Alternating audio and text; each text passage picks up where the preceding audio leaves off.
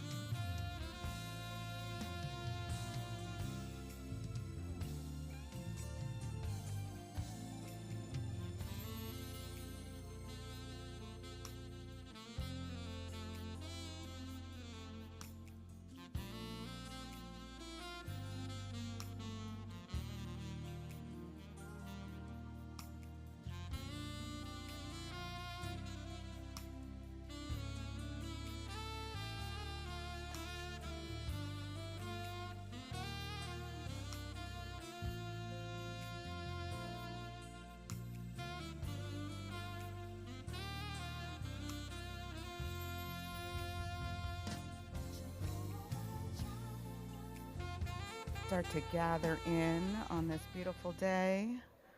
Have people take their seats as people start to come in from the concourse.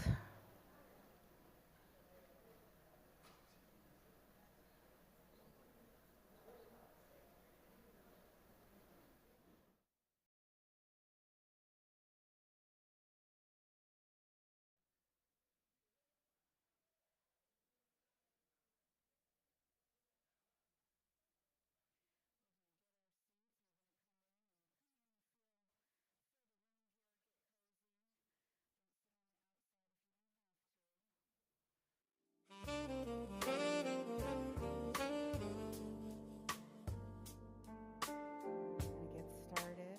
See a little bit of folks gathering in, coming in.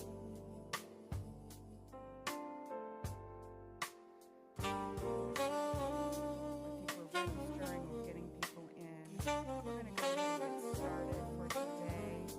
Happy Saturday, everybody. Thank you for being here. We're going to have a little bit of a pre-show before we get into the real show, but it's all a good time together. Welcome and good morning to the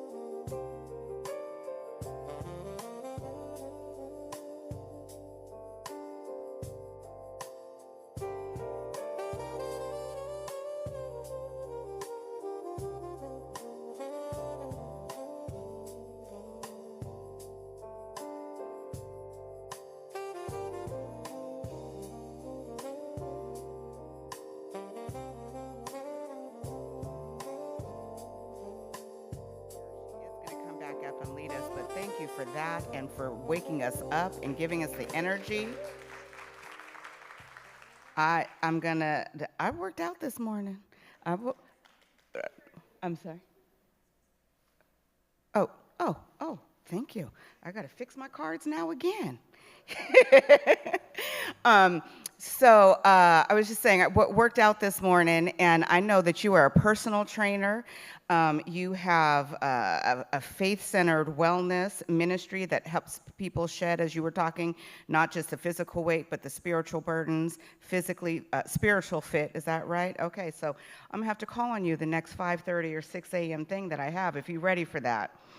All right, so we are going to get started officially. Thank you for bearing with us and for being with us, welcoming you all in person this Saturday morning and online as well. We are up online, is that correct? And we've got people participating online. Welcome from the comfort of your kitchen or your home, maybe still your bed, I don't know, but you're here. This is the fall gathering, 2025 fall gathering of the Baptist Women's Educational Convention, Inc., better known or also known as BWEC, Inc. I'm Kenya Young, President and CEO of Louisville Public Media. I've been here for 5 months, y'all. I'm just getting used to it, but I'm loving Louisville, and I'm so grateful to be called upon to do this. This is a blessing, and this is an honor. I want to thank all of you for being here today, and I do want to recognize our sponsors before we get started because they helped make this event possible. Of course, Simmons College of Kentucky.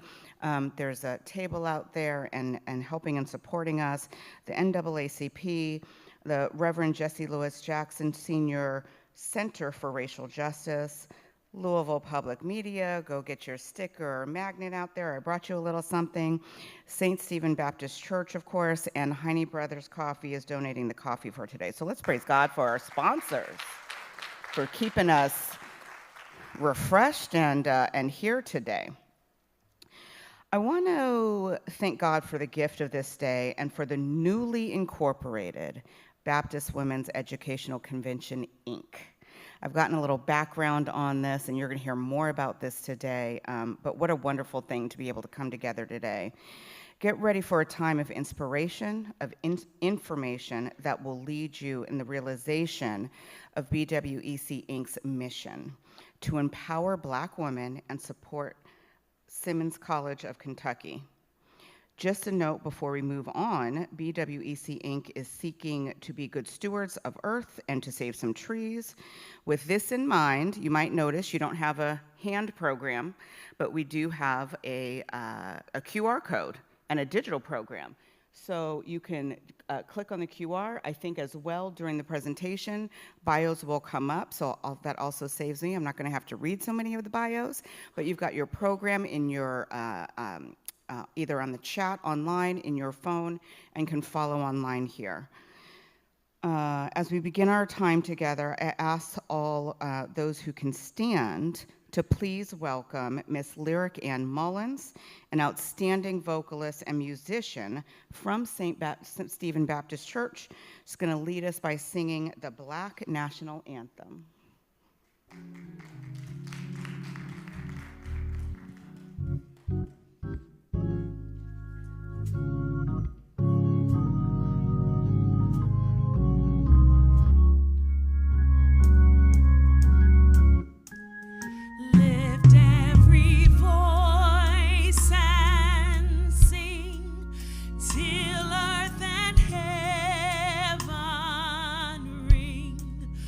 Ring with the heart.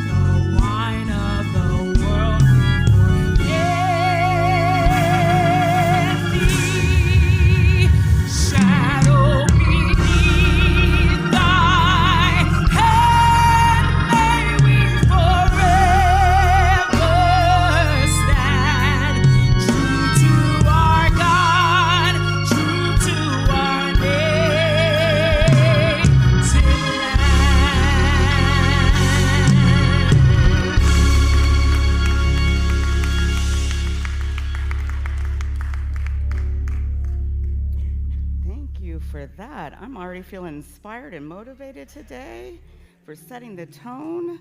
Thank you, Lyric Ann Mullins, for sharing that song and that gift with us. Beautiful.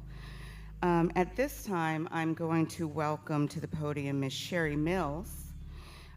You can read her bio by scanning the QR code, but I'm going to tell you a little bit about her. Approximately 32 years, Sherry Mills has served in full-time ministry as the church administrator here at St. Stephen Baptist Church. Also serves as the executive director of the Reverend Jesse Lewis Jackson Sr. Center for Racial Justice at Simmons College of Kentucky, and is the founder for One Voice Prayer Movement, One VPM, a prayer movement that convenes for prayer at different host churches each month to pray for racial justice, as well as for the poor and for the oppressed in our city, our nation, our state, the world. And I would say that right now, in this moment, in this day, in this time, we absolutely need that movement, don't we? Sherry Mills has published prayer and justice resources that have been used by national and international faith organizations for racial justice work. She is the author of 3 books and now serves as chaplain for the BWEC Inc. Board of Directors. Welcome.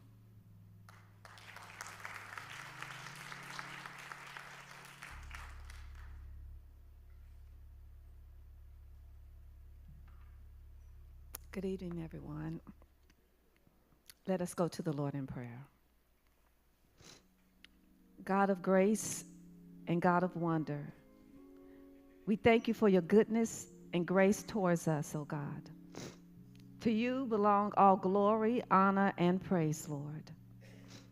O God, the psalmist wrote in Psalm 133, how good and pleasant it is when brothers and sisters live together in unity.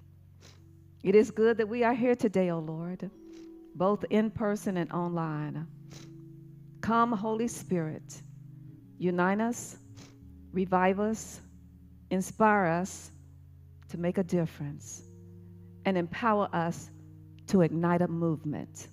In Jesus' name, amen.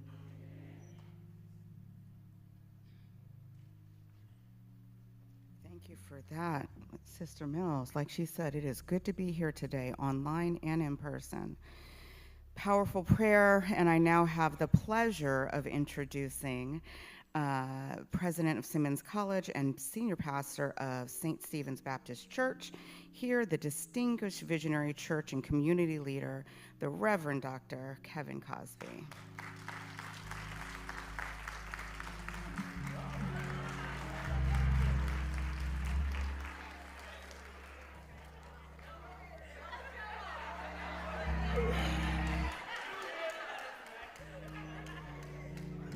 Let me tell you why I did that. I did it because 3 months ago, I had a complete and total hip replacement surgery.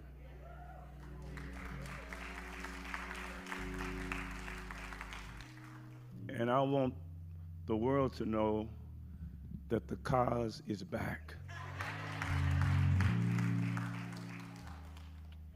And I did that also because I wanted you to know, and thank you so very much, Kenya. Welcome to Louisville. Welcome to Louisville. We need to support public media. Amen. Amen.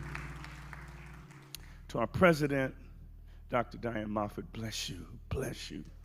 What a wonderful soul you are. But I did that because I want you to know the cause is back, and how I got back, and how Simmons got back, and how you can get back. And here it is, it's simple. You will either be driven by one of 2 things. You will either be driven when it comes to health, when it comes to education, by your moods, or you'll be driven by your mind. And let me tell you about moods. Moods only is effective when you feel like it or when things are convenient. So if you're a mood driven person, you only exercise or you only study if you're a student or do what you do when you're in the mood. But when you are driven by your mind, it's not about convenience, it's about commitment. And the BWEC Inc., which is continuing the tradition of the founders of Baptist Women's Educational Convention, founded in 1883, they did not let the mood or the times dictate their mood. That was post-Reconstruction. But yet, in spite of the difficult times in which they lived, they helped to build an institution that is still in existence today, namely Simmons College of Kentucky. And I'm happy to announce that if anybody's back, Simmons is back.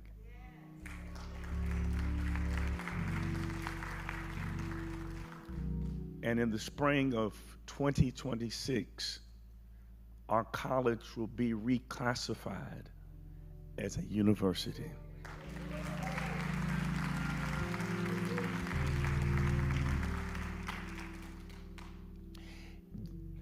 I have been studying what did our people do to build a school in the midst of such unrelenting oppression and racism. How were they able to do it? To take a little and do a lot. Well, first of all, I think they realized two things. One, that the system was not designed for us and is never going to help us. You're not going to convert Donald Trump. This system is never going to help us. So that's what they realized. But secondly, they also realized this, that if we come together, we can have our own. That if they kick us out, really they haven't kicked us out, they've kicked us forward. Zora Neale Hurston said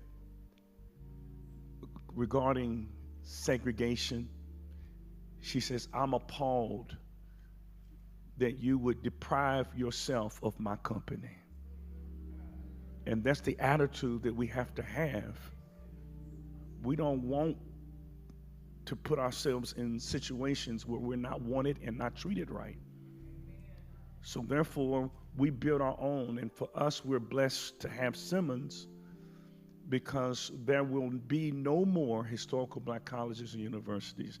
We are the last designated HBCUs, so designated in 2015. And we're one of the oldest. We're older than Spelman. We're older than Tuskegee. We're older than Florida A&M. But we didn't get to designation until 2015. And we're back. And I want to thank you for being here early this morning, for your support of Simmons. Next week is homecoming week at Simmons College. And I hope you will come out to homecoming, especially on Friday, when there will be a parade. And we hope that the women of the Baptist Women's Educational Convention will be in the parade. I think, Tyra, what time is it? Do you know what the parade is? What time is it?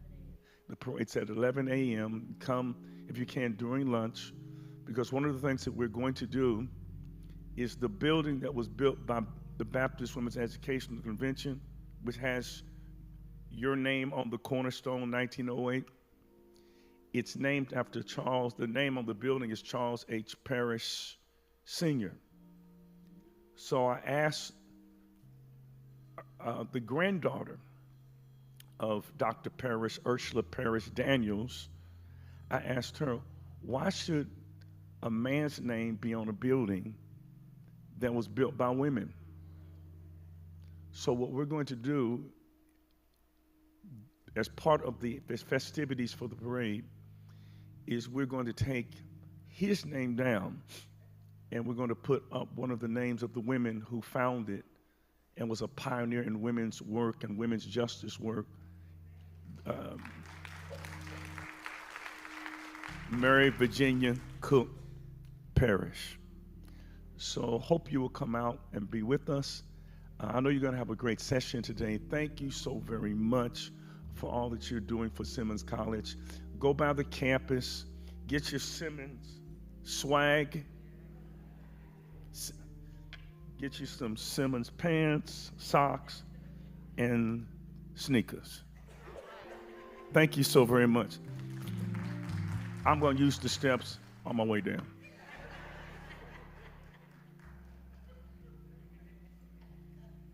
Thank you so much, Dr. Cosby. I'm actually going to go off script here for a little bit because I'm going to talk about Simmons College because I keep talking about Simmons College. When I got here, I did Focus Louisville. Within my first 2 or 3 weeks, a little bit of background on me, very quick background on me if I can. So I keep saying I'm going to get my t-shirt's going to say hashtag LADC New York ... Louisville. And that's going to be a conversation starter in and of itself the minute I get in the elevator, right? And so I'm going to give a little secret here too. I did not know much about Louisville before I got here. I had to look it up during my recruitment to say, so where exactly am I moving to? But I came anyway, and I hear and I did Focus Louisville. I'm so glad I did it in the very beginning because one of the first tours I did was of Simmons College. You got to choose, and Simmons College was what I leaned into. My son goes to Hampton University and goes to HBCU, and I did not know we had an HBCU here until we went to that college, and I did the tour.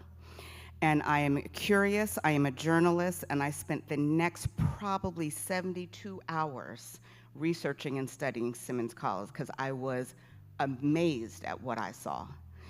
And to understand that there is something about revitalization, there's something about renewal, and there is something, as I looked into, Dr. Cosby, what you had done and what is happening, the dorms had just opened, I believe, and they have a dorm now. The power of one, you talked about commitment, the power of one, and to stay committed and to trust and believe. And I tell you that when I left Simmons College, people say I like to boil the ocean. I think really big. I think big, I execute big. Someone tells me I like to boil the ocean. I like to say I like to trust. And we know who I'm trusting in, even if I don't say it out loud on the air. I like to trust. I like to trust in God. I left that that campus and said, Louisville Public Media and Simmons College will do something together. I don't know what it is, and we're going to figure it out, and I think we have a meeting coming up soon. And in fact, I do know what it is, because I was told at some point we will have a studio on the campus, we will work with the journalism department, we will build whatever we build together, because I saw it, and I know that there will be a two-way street between Louisville Public Media and Simmons College, some kind of way. So just thank you for what you're doing. It's miraculous. I talk about it all the time when I'm talking to those LA, DC, and New York people because I'm in awe of what's happening there. And you guys should be so proud of what's happening in Louisville with Simmons College. So thank you. And thank you for being a sponsor.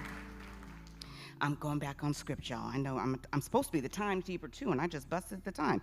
So I'm going to then not read Dr. Moffitt's because you can see it in the program there, but I am going to invite the president and CEO of BWEC Inc., Dr. Diane Moffitt, to the stage.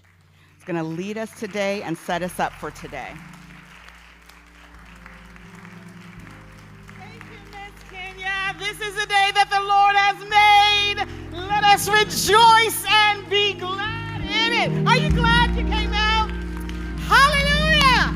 Thank you to Jesus for all that God has done. Thank you so much for being a part of Louisville. We are so glad that you are here to be our mistress of ceremony and to guide us. And to the angel of this house, the visionary leader, the Reverend Dr. Cosby.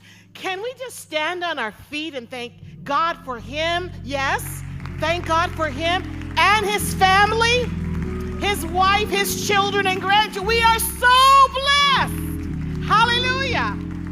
Thank you so much. We honor you as we honor God, because God sends leaders to be a part of what God is doing.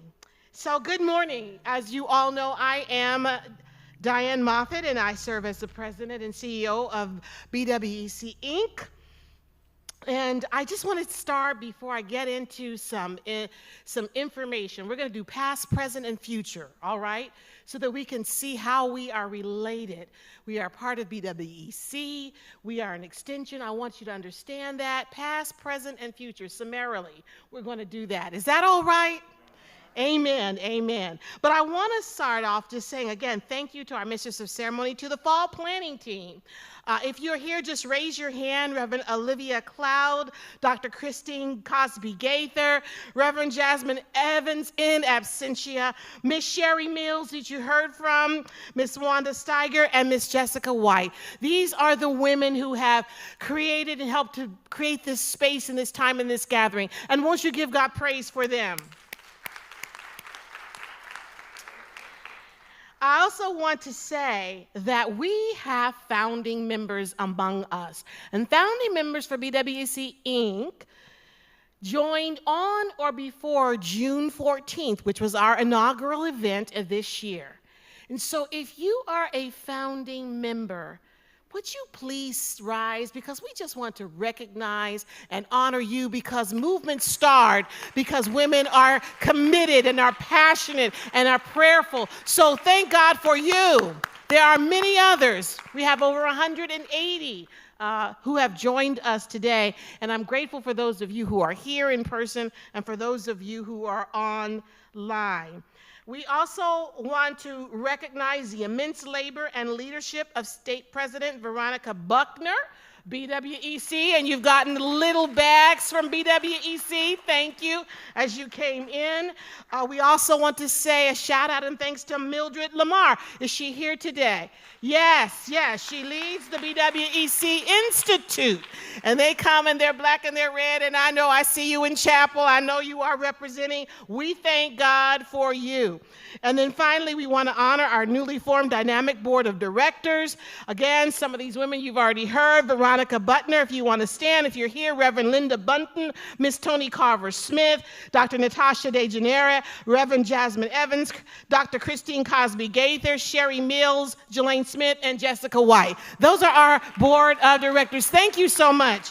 Thank you so much. I am deeply grateful, because it takes something for people to come together to begin something. It's easier to get on once it started.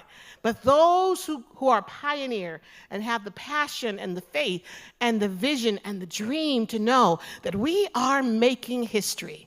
God is yet at work, and I cannot wait. But I know the one who began a good work shall bring it unto completion. And we will be able to accomplish that which God has deposited within our souls. So I thank God for you, for all of you, for being here today. Now, let me move so if we can redeem some time. I will try to do that. I want to talk a little bit about our past and our origin.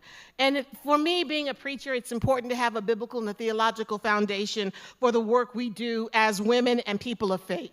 So BWEC Inc.'s mandate is rooted in Scripture, defining the very essence of the logo that you see on the screen and in your programs. In Matthew 5:14-16, Jesus declares, "You are the light of the world. A city set on a hill cannot be hidden, nor do people light a lamp and put it under a basket, but on a stand, and it gives light to all in the house. In the same way, let your light shine before others, so that they may see your good works and give glory to God who is in heaven." We are all influencers. We all have light.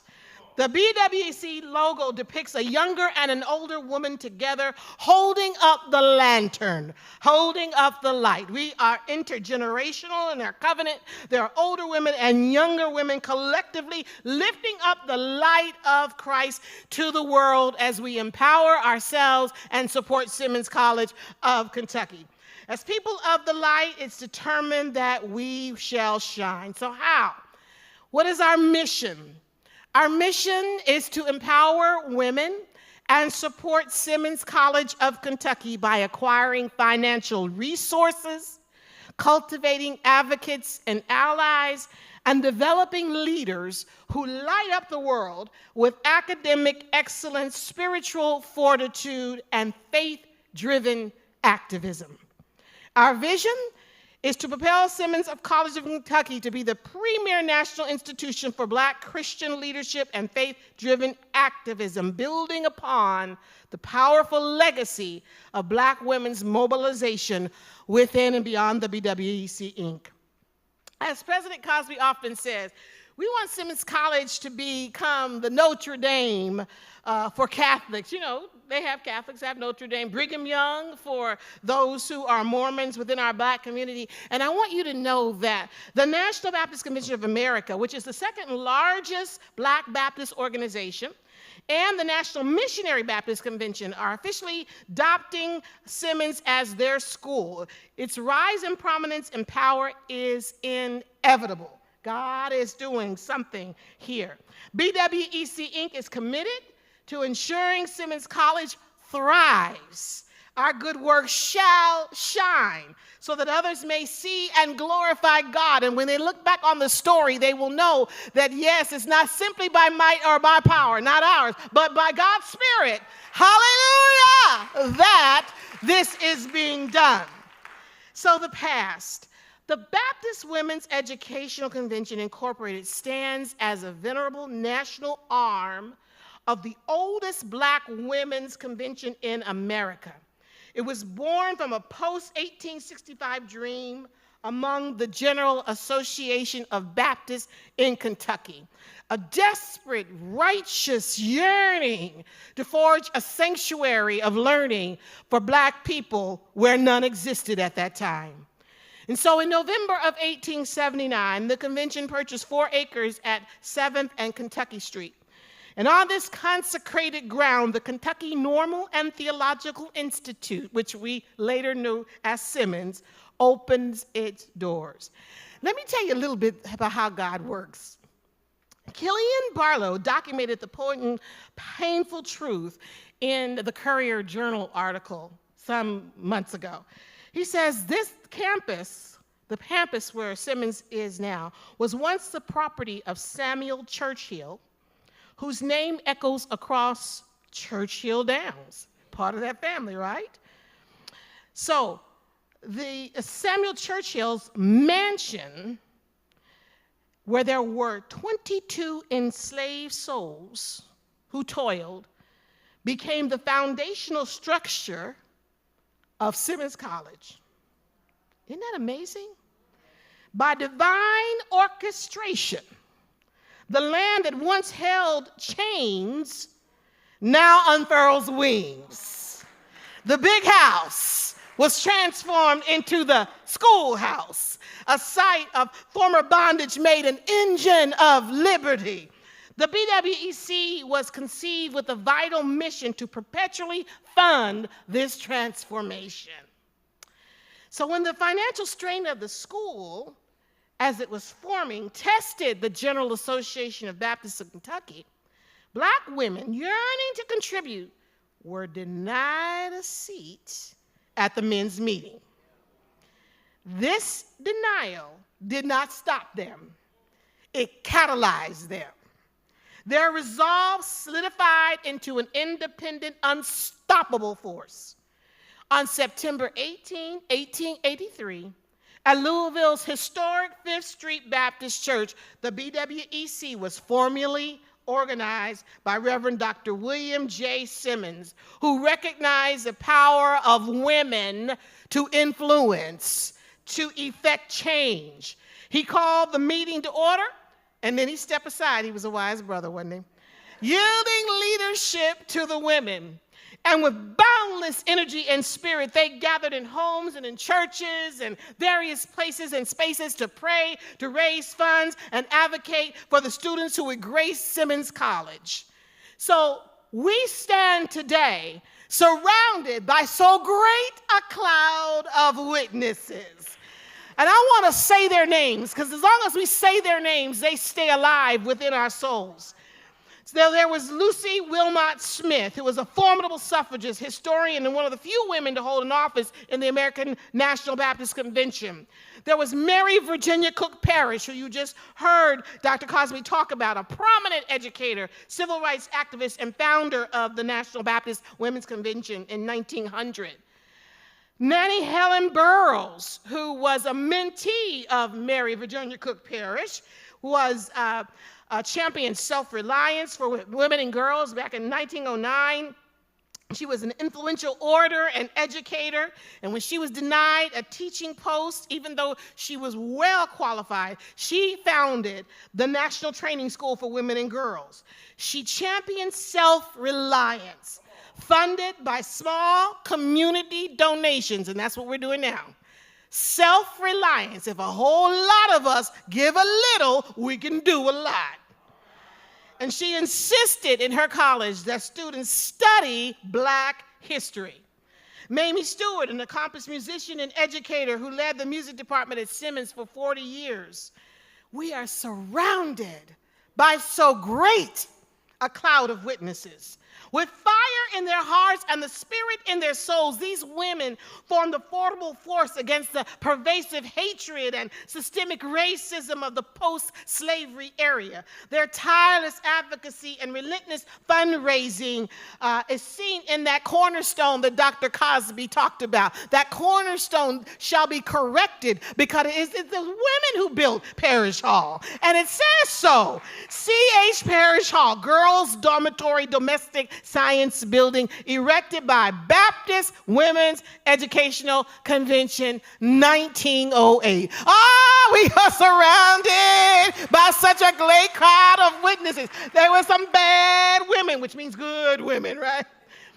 And so we honor the matriarchs who have guided this 140 plus rich legacy. The presidents, let me just name them: Mrs. M. Belly Wallace, Lizzie C. Crittenden, Lizzie Yates, Mamie Stewart, Mamie J. Betty, Catherine Howard, Louise Davis, Maddie Smith, Nadine Dabney, Purcella Garnett, say their name: Janetta Smith, Betty Mosley, Belinda Livingston, Linda Adams, Jane Grove, Marcia Johnson, and Mrs. Veronica Sharpner Buckner, right here, who still serves as the state. Say their name and thank God for all of the pain and all of the progress that have come through them. So what's happening now? That's just a summary. I'm telling you, I have 3 books, Dr. Cosby. I'm going to give you your books back. But I just constantly study them. Evelyn Higginbotham's book, Divine, Discontent, the Parrish Righteous Discontent, and some others that were written. I'm just studying it. It is so rich, and it fills my soul. It blesses my soul to know who they were and what they're doing, and that we can be a part of expanding and developing what they started. So today, November 8th, 2025, as we look around our world, we see a shadow is falling across our democracy. We are imperiled by the specter of authoritarianism and the horrifying suggestions of weaponizing the U.S. military against its own citizens. The foundational pillars of equality and equity are being assaulted. Diversity, equity, and inclusion is under attack.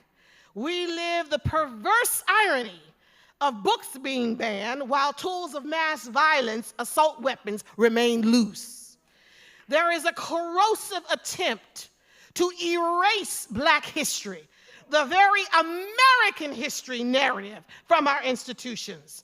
Racial profiling is permitted as immigrants and American citizens are being captured, pulled off the street, handcuffed without due process, based upon the color of their skin and the language that is being spoken.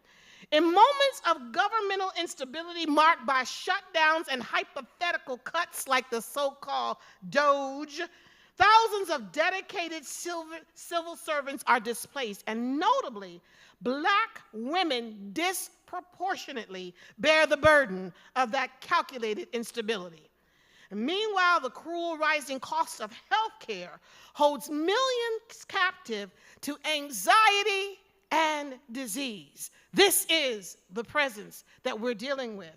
This is not a time for silence. Now is the hour to arise as women of faith. Now is the moment for collective action. Now is the time for sister power to be a superpower. And with God, all things are possible. We are the light of the world, emboldened by a great cloud of witnesses. And so our new shield to strengthen our enduring work, the Baptist Women's Educational Convention forged this new entity, the BWEC Inc., with the strategic counsel of Dr. Paula McCraney and the steadfast leadership of State President Veronica Buckner. BWEC Inc. was established as a separate national 501(c)(3) profit entity to further the work and the witness of BWEC across the nation, and may I dare say around the world. This structure expands our support horizon, unlocking critical funding opportunities for BWEC Inc. and Simmons College. Our dedicated board of directors, they stood up. Some are not here today. They're from different states. They're from different places in the nation. But we have CPAs, accountants, attorneys, community leaders, entrepreneurs, and women of faith, young and older, who are unified to help steer us in this sacred mission. And so you might say, well, why join BWEC Inc.? I'm glad you asked. Joining BWEC Inc. helps share the light of Christ. It is in keeping with what God would have us to do, to bear witness to the mighty works of God as it relates to education and strengthening our people. And let me tell you, BWEC Inc., as it supports Simmons College, is part of transforming the lives of people right here in this community. A couple of weeks ago, I was in chapel, and I saw two formerly incarcerated young men stand up so proud and articulate what God had done for them. Because Simmons College of Kentucky is one of the few colleges that offers a college degree while they're incarcerated. You're talking about lives being transformed. I want to be a part of that. That's God's work. And so we want to continue to say to folks, if you want to be about the mission, people of faith, that God has given us to share the light of Christ, the love and justice of the one we serve, be a part of BWEC Inc. Bell Hooks, who I understand is from Hopkinsville, Kentucky, in her book, Teaching to Transgress Education as a Practice of Freedom, said this: as a classroom community, our capacity to generate excitement is deeply affected by our interest in one another, in hearing one another's voices, in recognizing one another's presence. So one of the other reasons why we would join BWEC has to do with the education and enrichment that we're about. We're about creating these kinds of spaces through workshops and conferences and events that help us hear one another's voices, recognize each other's presence, and honor our ancestors. Michelle Obama stated that when girls are educated, their countries become stronger and more prosperous. Well, we know that. We know that. Support and mentorship is an important part of what BWEC Inc. is all about, providing crucial support and mentorship to young college women and Simmons interns and others who serve in our churches, in our businesses, in our governments. We are establishing a collegiate chapter on the Simmons College campus to offer unique mentorship to young women. It is happening as I speak, while also learning from their insights. This is what BWEC Inc. is all about. Connection and greater impact allows women of faith to use our influence. Say influence. Everybody has it. People say, well, how are you doing it? And I'm going to say, let me jump across the script and say, I've asked each of you, I said, we've got to raise at least $500 annually, at least. And some people say, well, start with your family. Start with your family. I've already done it, And we're talking about having a chapter in Northern California because people are excited about this college. It is amazing. We all have influence. Start right in your own circle because we can make the difference and we can do more together than we can do apart. I often say if one snowflake falls to the ground, there is little change. But if they stick together, they can shut down a town and close up a city. We have power when we do things together and when we expand. So it's up to us to live based on the legacy that was left behind for us and to leave our own children and their children's children something worthy that they can look into and be inspired long after we are physically gone from this place. And so what are we doing now? What's the future? As I hurry, as they say, to a close. BWC is committed to building upon this rich legacy of our ancestors, and we are envisioning for the future a national presence across the states, beyond Kentucky, starting with Kentucky. Kentucky is our Judea, and then to Samaria and to all the earth. You know, the Acts 1 chapter, those of you who are biblical, you're right? So you start where you are, but you don't stay there. You begin to expand, because as we expand, we can do what we have been called to do in terms of helping to stabilize Simmons College in every way. Dreams don't work unless we do. We are making this vision a reality. And so we are grateful for you who are part of it and for others who are online who are part of it. Some of the annual goals and activity, every Juneteenth we will meet and we will talk about our movement and we will endeavor to do a drive so that others can be a part of it. We want a BWEC Inc. Sunday in the future during the month of March so that we can honor the legacy of women and have churches come together. At one point, I read in Higginbotham's book, there were 20,000 women in Kentucky who were part of BWEC. That's how that building got built. In every Black Baptist church, it was institutionalized. You shall, right, have a chapter. And we were giving. We were doing more together than we can do apart. It is important that you support your local church. It's important. There's an order of priority. And we also must reach out. So we want to be about that. We're doing programming, again, to enrich leadership skills, to nurture women like we have today. We are planning a spring tea along with the trustees of Simmons College of Kentucky. In March, you'll hear more about that. We want to do advocacy so that when we have elections, and we will be having some, and when we have things that are happening in our community, we will be present, whether it's marching in the parade next Friday with the homecoming, wherever it is where we see Black institutions and change. We've got NAACP out there today. There are other people that we can come together. We can do. Doing a little becomes much when we put it in the Master's hand. Next year, we plan to do even better with our fall gathering, a fall gathering convention. Some of these activities are what we are about, and we want you to pray for us. We want you to be about helping us because we cannot do it by ourselves. Together, we can do it. So finally, here's the thing. How can you help? Prayer, prayer, and more prayer, because more things are wrought through prayer than you ever imagined. Whatever we need, God's got it.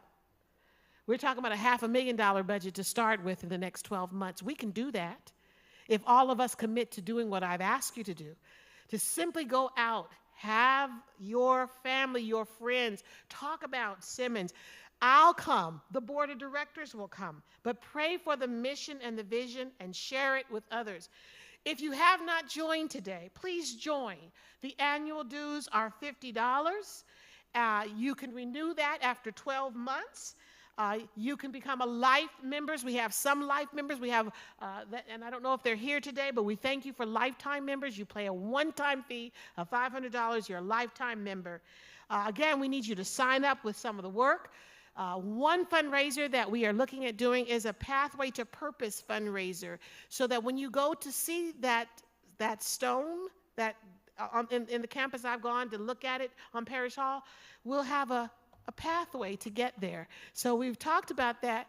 Dr. Cosby, I hope that I'm not spilling this before you knew it, but that's what we're thinking. We want a path so that you can buy a brick in honor of somebody that has a woman who you want to honor, or someone who maybe has passed, and we're going to make sure that when you can walk there, you don't have to walk across the grass, and you can see where we have done the work that God has done the work through us. So those are some of the fundraising things that we have done, or our planning, I should say. And so number 4, again, fundraising. When people say, well, God, how are we going to do that? We can do this and more.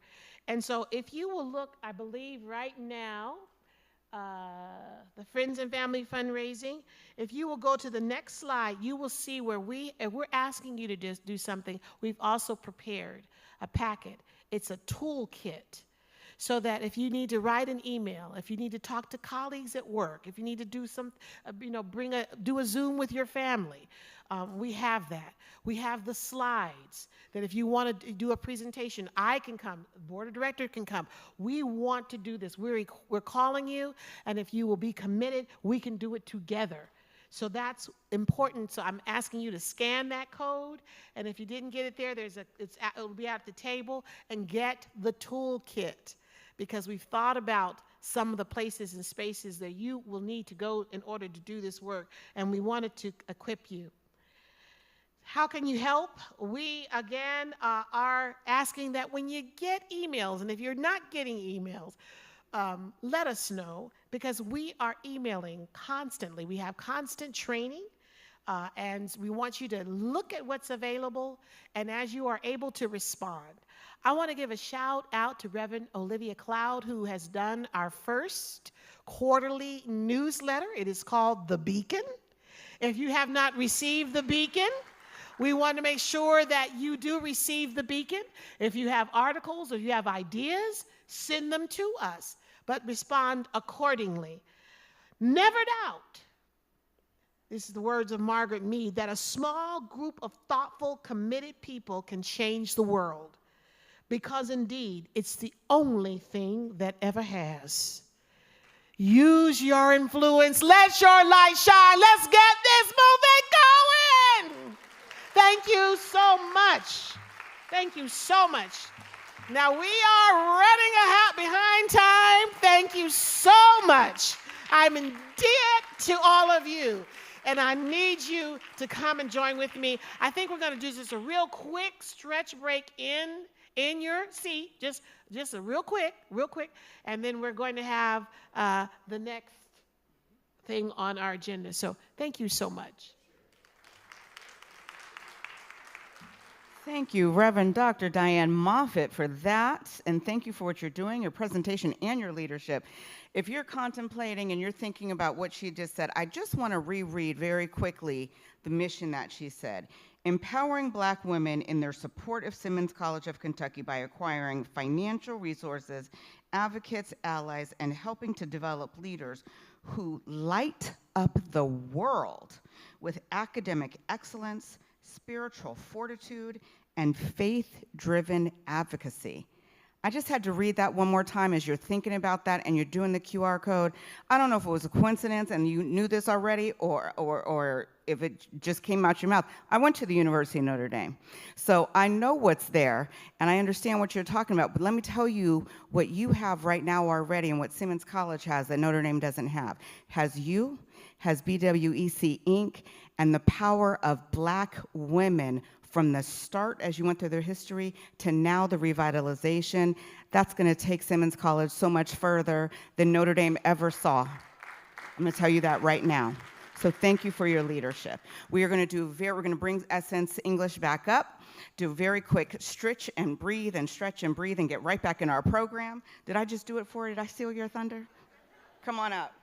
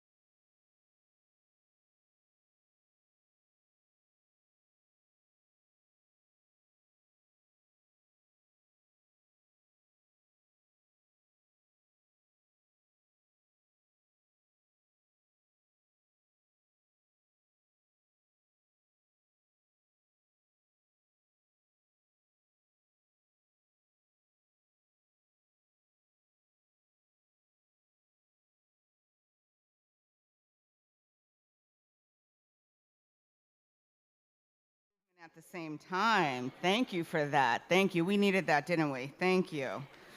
We're going to sit down a little bit more now because we have so much more to take in, because I have the dutiful pleasure of introducing to some of you and presenting to others Dr. Christine Cosby Gaither, our first speaker for today. Again, the bio can be found in the QR code, but I am just going to give you a little bit of information. Dr. Cosby Gaither is a respected educator, serial entrepreneur, and stroke survivor whose voice is transforming how we approach health equity in Black communities. She's a visionary founder and executive director of A Stroke of Grace, an award-winning national nonprofit supporting Black stroke survivors, amen, and their families in 18 states through education, advocacy, and trauma-informed care. She is the author of Beyond the Stroke, A Survivor's Quest for Courage, a compelling story of restoration and resilience, and she contributed a chapter to Strength and Courage in the Inspirational Code Coaching Gurus. She will lead us in a seminar focusing on self-care.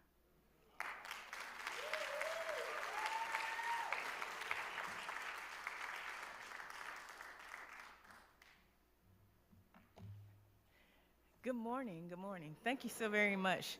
So please do me a favor, please do me a favor.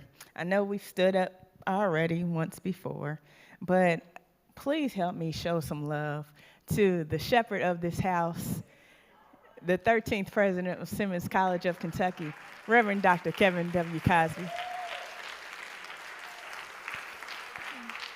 And while you're at it, please give it up for the first lady of this house, Miss Barnetta Cosby.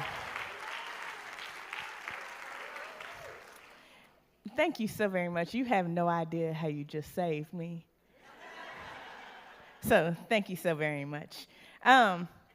So today we're going to discuss a topic that is called the title is When Women Pause. When Women Pause. And I'm at home. I'm in a Black Baptist church, so it's only appropriate for you to turn to your neighbor. So turn to your neighbor on your left and tell them you need a pause.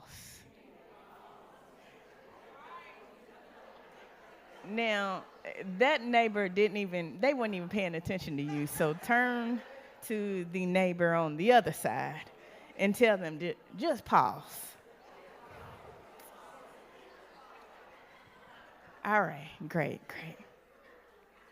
So a few years ago, I was that woman who thought I could do it all.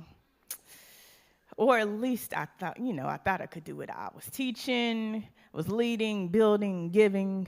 I was running on empty, but smiling through it. You know the look. I'm fine. And that really means I'm functioning. Then on January 28, 2019, there's something that happened. I suffered a massive stroke. 4:45 a.m., I found myself with the urge to use the restroom, and when I got up out of the bed, I collapsed. Luckily, my husband was at home at the time, so he was able to assist me and call 911, and a few days later, after I got out of my coma, I woke up in this state of my new normal. I was paralyzed on my left-hand side. I could not walk, could not talk, could not swallow. And I just wondered, what's next? Now, the night before, my family, I had some of my cousins that were in my house, and I suffered the worst headache of my life. But honestly, I just brushed it off. I just told them I needed to take something, and I needed to go and lay down. So that's exactly what I did. But everything happened the very next morning. So who would have known that, hey, this is where I would be? So after 11 months of both inpatient and outpatient therapy, I realized, I will never be the same. And since that day, that has been true. I've never been the same. That became my teacher. Now, recovery just wasn't about learning to walk again. It wasn't about learning to live again differently. I actually had to slow down. I had to listen and honor what I ignored. I learned that your body will whisper before it screams. It's not just about surviving a medical crisis, it's about reclaiming yourself after the world has taken pieces of you.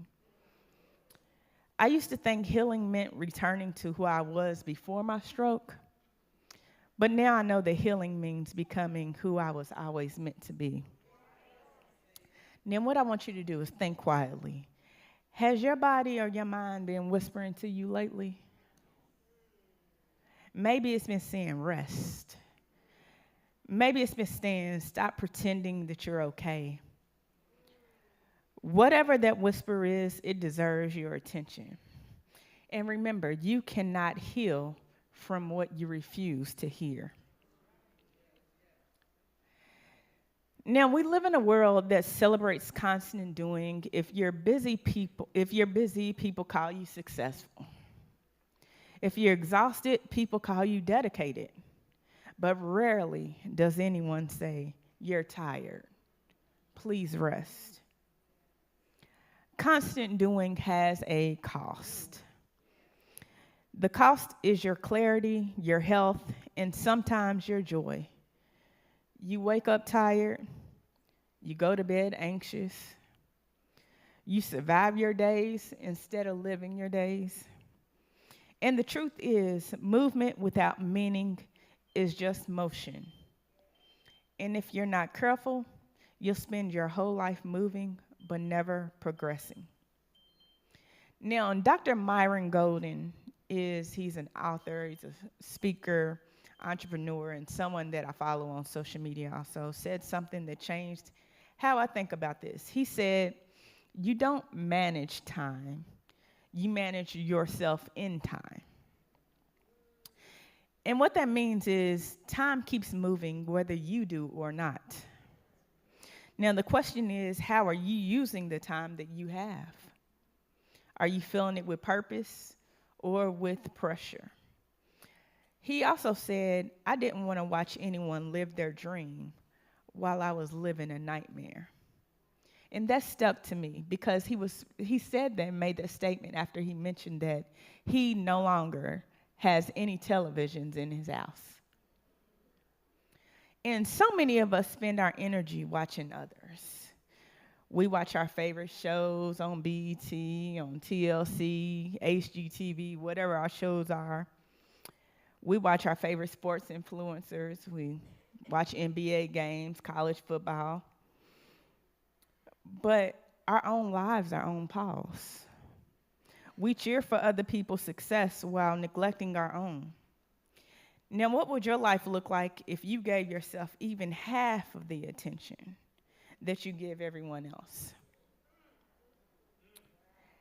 If you don't set your own pace, the world will set it for you, and the world doesn't even know your limits.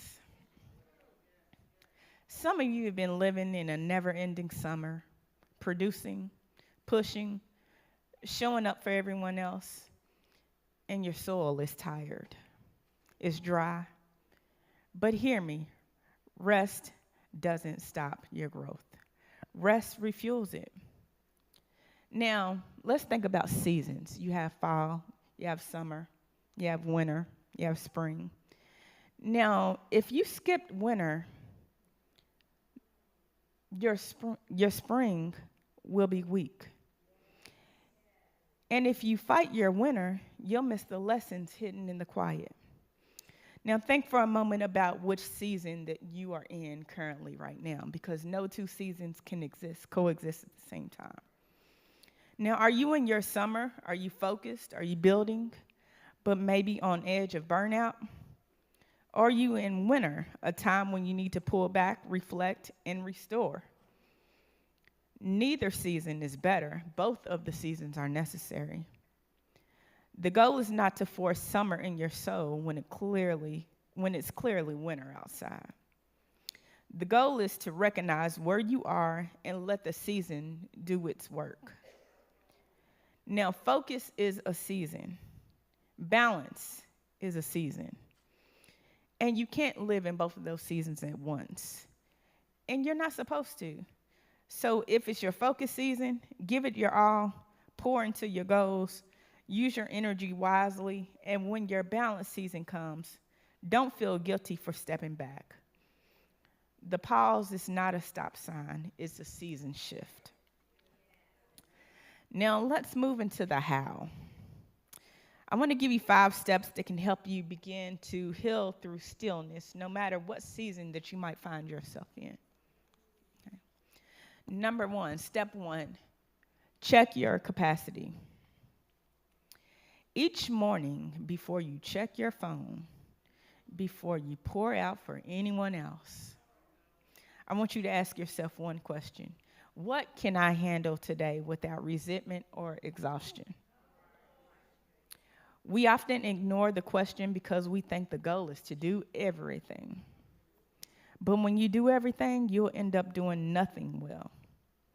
And that's why I live by something that I call the 3-3-3 rule. It's simple, realistic, and it's life-saving when your days feel like you're going crazy. The 3-3-3 rule: 3 priorities, 3 work blocks, and 3 mini pauses. And let me break it down and give you a real life example. 3 priorities. Every morning, list only 3 things that you must get done for the day. Not 15 things, but 3 things that you must get done today. Not the whole week, just 3. For example, my list might look like this. Number 1, finalize the arrangements for a work trip. Number 2, follow up on the email received from a stroke survivor. Number 3, I might need to call my daughter's teacher about her reading assignment. That's it, because if everything else goes sideways, but those 3 things happen, I can at least call the day productive. Now think quietly about your top 3. It's morning, so think about 3 things that you need to do. They should be meaningful, not just busy. Which 3 tasks will make you breathe easier if you've completed them? 3 work blocks. After you have your 3 priorities, I want you to develop 3 work blocks. Divide your day into 3 focused blocks of time. Each block should last about 45 to 60 minutes.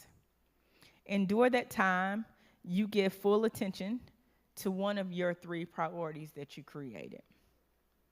For instance, I might schedule a morning block. It might be from 8:30 to 9:30 a.m. So, finalize arrangements for my work trip. That's what I'll do during that block. Then I might create a midday block, which would be from 12 to 1. And that's when I will handle my emails from stroke survivors. And then I might create an afternoon block, and that might be from 3:30 to 4:30. And that's when I make phone calls and check messages. In between those blocks, I give myself permission to breathe. You'll be surprised how focused you become when you stop multitasking. When you're fully present with one task, you finish faster and with less stress. By the way, you do not need more time. You need more focus in the time that you already have. And then finally, the 3 mini pauses. I want you to take 3 short pauses through the day. They don't have to be long. Those 3 short pauses can be just 1 to 2 minutes, but they must be intentional. And here's what mine might look like. Pause 1, mid-morning. I might step outside, stretch, take some deep breaths. Pause 2, mid-afternoon. I might take some steps around the room, sip some water, or don't go to sleep, but close my eyes for 1 to 2 minutes. Pause number 3, I might do in the evening. So sit quietly in the car in my garage before I walk inside my house. because I don't want to bring the stress of the day in my house. And that's the power of small recovery moments, because they reset your nervous system before the next wave of activity hits. Now, the 3-3-3 rule works because it honors your capacity instead of your calendar. It keeps your day human-sized. When your day is human-sized, peace becomes possible. If you complete those 3 priorities, protect those 3 work blocks, and honor those 3 pauses, you will end the day feeling accomplished, not depleted. Now imagine your week, what it would look like if you lived by the 3-3-3 rule. For just 7 days, would you feel calmer, more organized, less guilty about rest? Peace doesn't come from doing more. It comes from doing what matters on purpose. So we went through step 1. Step 1, check your capacity. Step 2, build micro pauses. A pause doesn't have to be long to be powerful. Take 1 minute before your next task. Breathe, stretch. You can pause in your car. You can pause in your kitchen.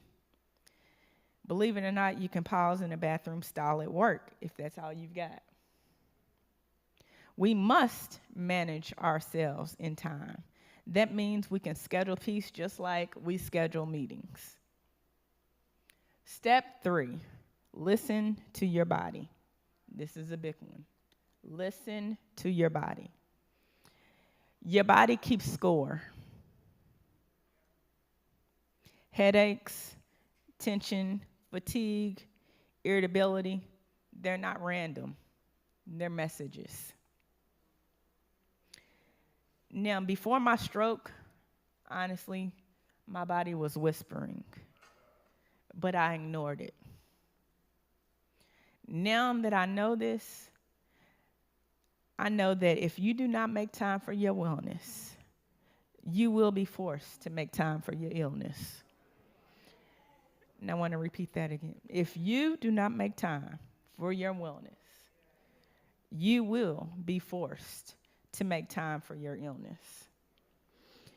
So I want you to try something. I call this the SOS scan. I want you to stop, observe, and feel your body, and then select one action, whether that be drinking water. Maybe I don't need to have 5 Cokes today. Maybe I'll have 2 Cokes today. But select one action. Drink your water, stretch, walk, or maybe it's simply rest. Treat your body like a teammate and not a tool. We work our bodies and we don't treat it like a teammate. Step 4, protect your peace. Peace is not passive, it's intentional. You protect your peace by setting boundaries, limiting negativity, and choosing where your attention goes. You're either obsessed or you're average. Now, that doesn't mean being extreme. It means being devoted. And being devoted to your growth, being devoted to your calm, because you can't heal in chaos. And you can't protect your peace if you keep handing it away. If everyone keeps getting a piece of your peace. What you allow around you becomes your atmosphere.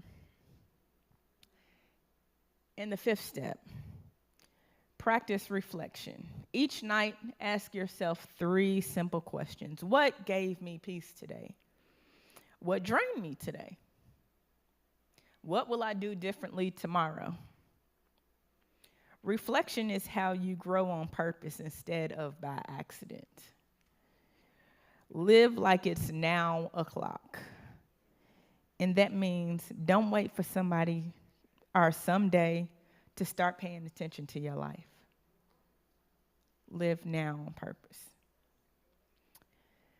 Something that we don't talk about much and we don't like to talk about is therapy. Therapy and support. And let's talk about therapy for a minute.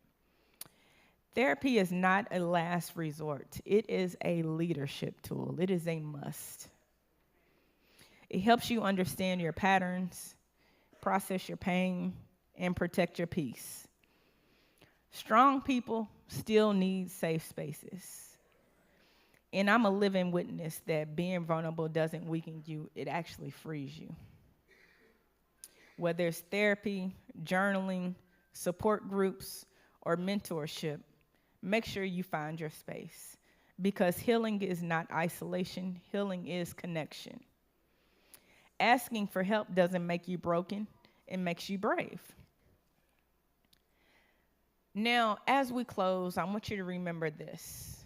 You do not have to wait for a crisis to change your life. You can choose to pause now. You can choose to rest now. You are allowed to breathe before you break. You are allowed to rest without guilt. You are allowed to rebuild without apology.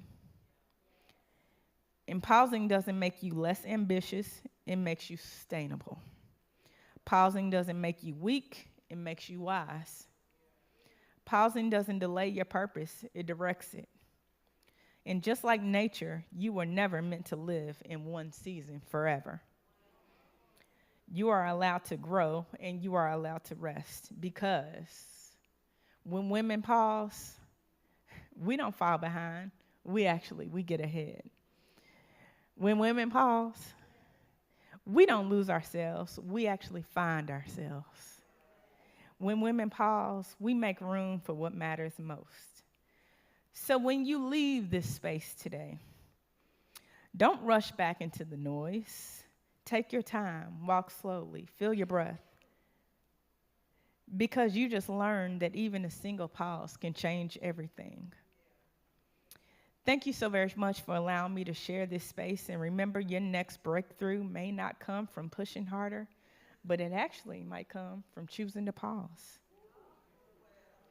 Thank you so very much.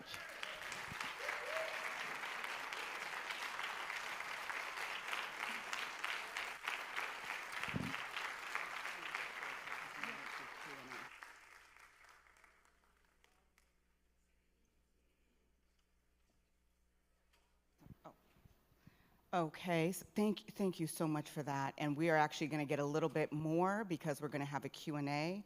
I will tell you that one of my favorite phrases is protect your peace. I adopted that, I don't know, 2 or 3 years ago, but now you just gave me a new one. Live like it's now o'clock. I love that. That's beautiful.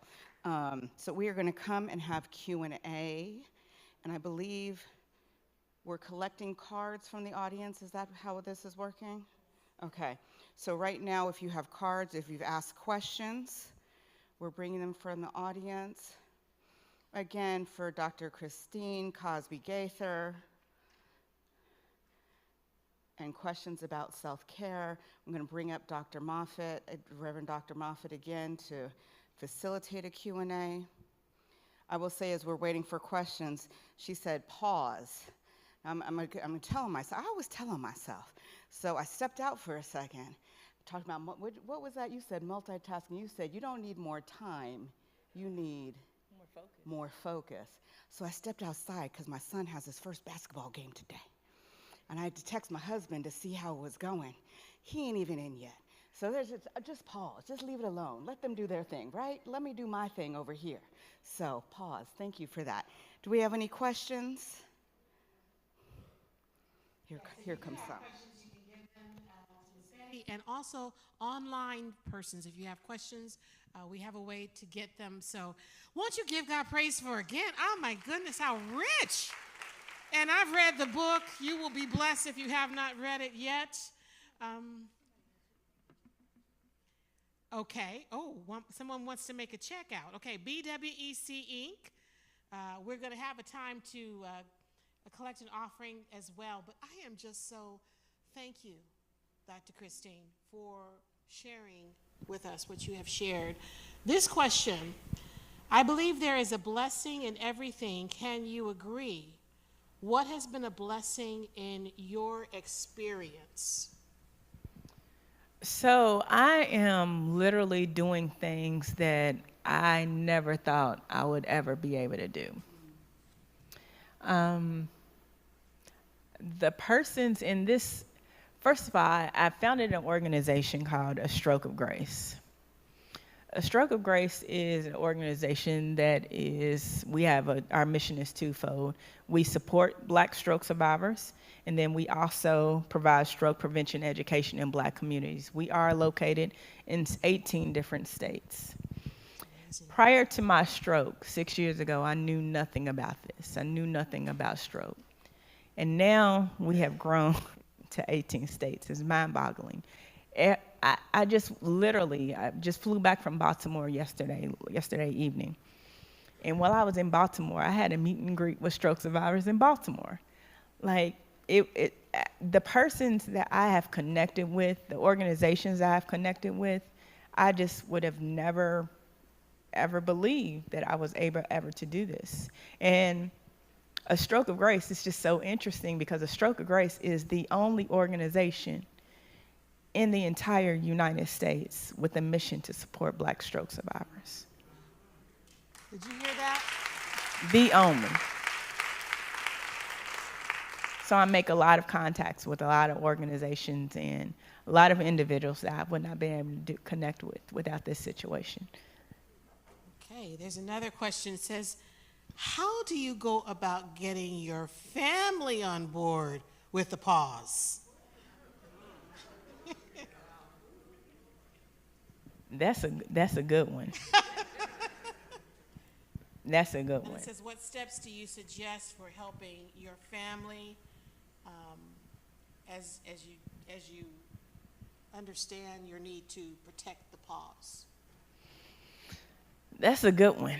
That's a good one. You have to get it in your mind that this is something that you're going to do. You have to be strong because not everybody in your family is going to be on the journey with you. So you have got to do this, make it in your mind that you are doing this for yourself.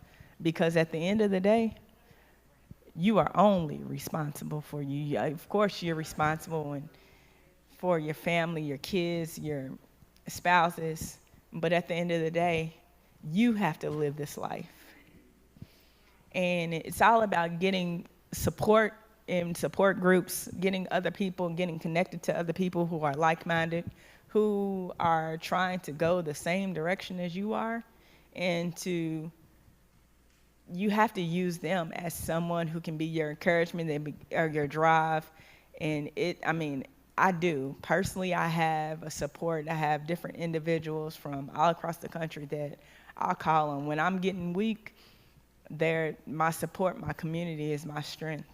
So make sure you get in community with organizations, with whoever it is. If it's a neighbor, if it's a friend, if it's a cousin, get in step with someone who's trying to do the same thing that you are, because sometimes family, they are our biggest drain. And That there. Right there. they are our biggest drain. So you have got to, you have to get in step with some like-minded individuals. This one says, like you, I've suffered a sudden crippling illness, and they say, I keep trying to be my old self. How do you accept the new you? Interesting enough, you have to first understand that where you are now, you're new. Instead of trying to wish for going back to the old you, trying to go back to where you are, focus on the new normal, the new now. Because once you get it in your mind, I'll give you a story. If you knew me prior to 2019, you would know me as someone who was an avid roller coaster rider and who wore high heels almost every day. But after I suffered my stroke, I could no longer wear heels because of my balance. So what I ended up having to do is I had a closet full of heels that I was passing by every day, and I kept trying to go back to wearing those heels. But it was not doing anything but making me deeper and putting me in a depression. So I literally had to bag those heels up and get rid of them so I didn't see them.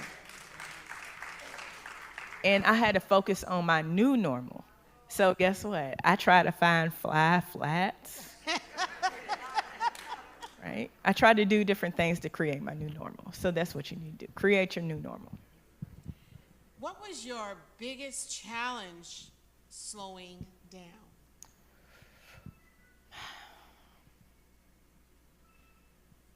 So the biggest challenge that I had slowing down is I was not used to doing that. I wasn't used to doing that. I was used to always being on the go. I was always used to having something to do.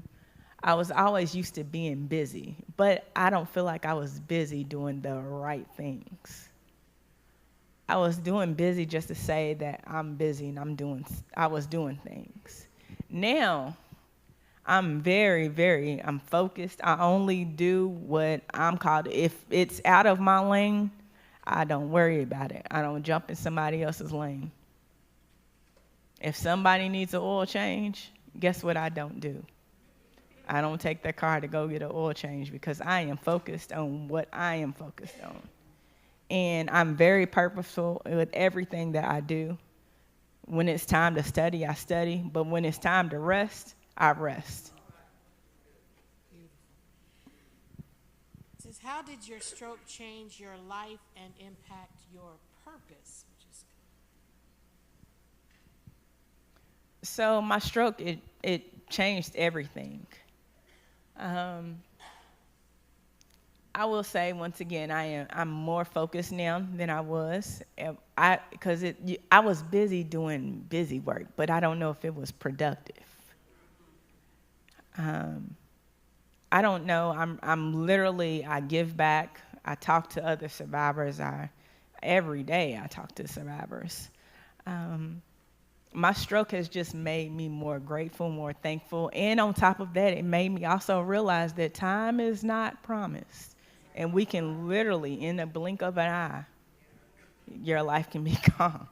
So it is so important for you to, whatever your goals, whatever your dreams are, you got to get moving because time waits for no one. There may not be a tomorrow. Thank you. There are lots of questions. We want to acknowledge that.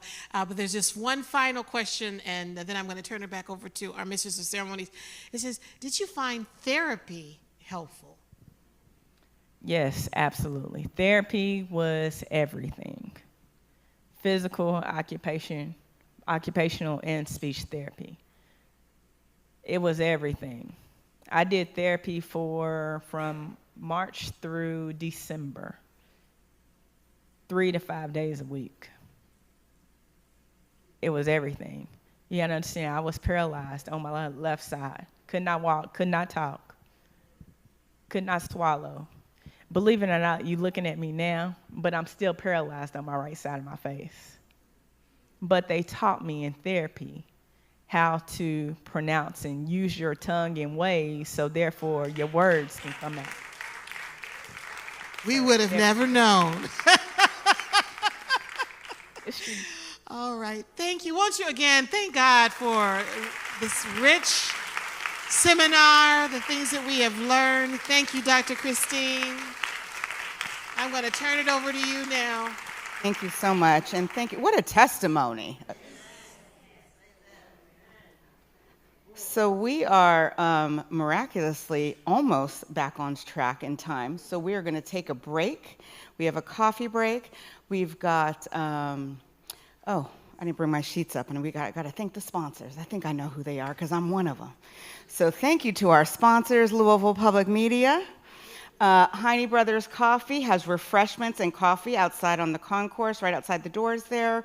We've got the NAACP. We, of course, have Simmons College of Kentucky. We have the Reverend Jesse Lewis Jackson Senior Center for Racial Justice. Almost, did I get it? Without my sheet, I almost got it. I'm new to Louisville, y'all. I love it, but I'm still learning, so work with me. So we're gonna take a break. The restrooms are right outside the door here as well. We have about, I'm gonna cut the break to 10 minutes because we've had the exercise and the dancing. So we're gonna do a 10-minute break. We're gonna be back in here at 11:05. Because we're going to start to catch up. Please remember, no drinks or food inside the sanctuary. Keep that out there, but go enjoy, have a little pick-me-up. There's water, there's iced tea, I believe, there's hot tea, there's hot coffee, there's some pastries, and then there's tables out there from both the NAACP, Simmons College, and Louisville Public Media. Go get you a little luggage tag from LPM. We got you. And we'll see you back here at 11:05, 10 minutes.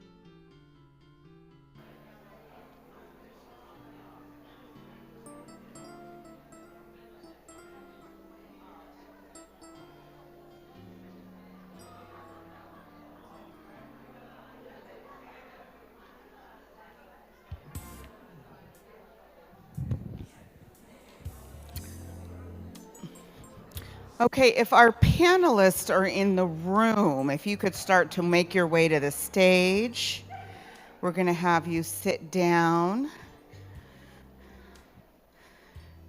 Take your seats. I don't think there's not an order for the seats, no? There's not an order for the seats? Okay.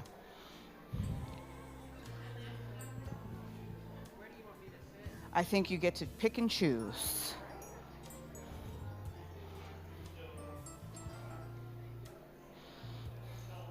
I gifted y'all with a little notebook in case you want to take notes while you're there, and take it with you from our 75th anniversary.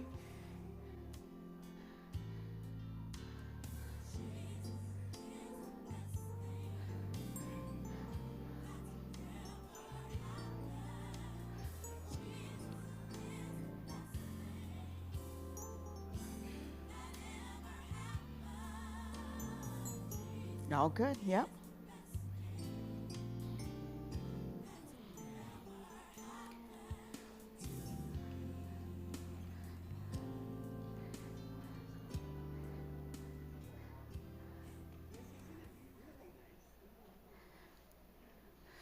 And if you're out in the, I think they can hear us out in the corridor and the concourse. They cannot. Okay, I won't waste my breath then. Okay, yeah, we should probably start to head back in.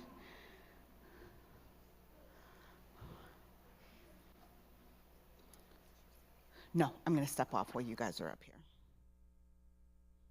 Let y'all take the stage. We're going to let people start to settle back in so we can resume our program. For those in suspense, my 9-year-old did get in, and he dribbled a little bit. So my check-in was worth it. He goes to Francis Parker, and they had their first game last week all the way out in Shelbyville at 7:30 in the morning. And that was new for me. And about, I don't know, by third quarter when he got in, my husband and I looked at each other. First time he's played basketball, we realized, oh, I don't think he knows what basketball is. Why did he sign up for this?